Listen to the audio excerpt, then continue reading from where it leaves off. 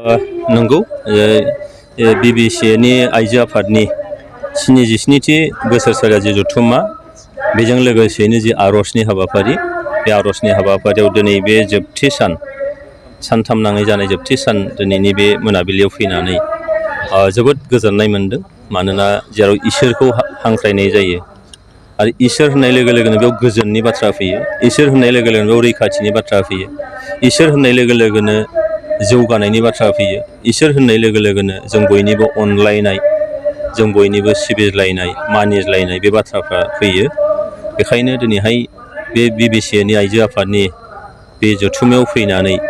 जेराव आइजोफोरनिल' बे हाबाफारि आइजो होननाय लोगो लोगोनो बे जोंनि जोनोमगिरि जोंनि जोथोनगिरि जोंनि दिथागिरि जोंनि सोरजिगिरि गासैबो बिथिं दा बेखायनो दिनैहाय बेयाव फैनानै आइजोफ्रा जेराव नांथाबनानै थायो आइजोफ्रा जेराव गोसो होथाबो बियो जेब्लाबो जौगानाय फैयो आरो बेजों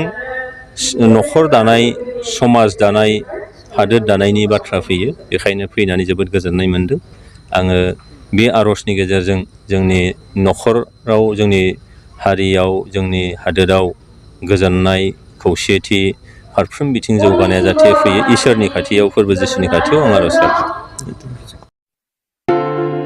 मोनसे गोनांथार फोसावनाय बे खौराङा नोंथांनि थाखाय गोनांथि जागोन गोनांथि खौराङा बेनोदि चिरांनि काजलगाव SBA ब्रान्चनि नांजाबनाय रोंगौथि गोनां डक्टर सुमिक देबजों लोगोसे माखासे डक्टर मोननो हानाय गंसे मोजां देहा फाहामग्रा SD क्लिनिक दङ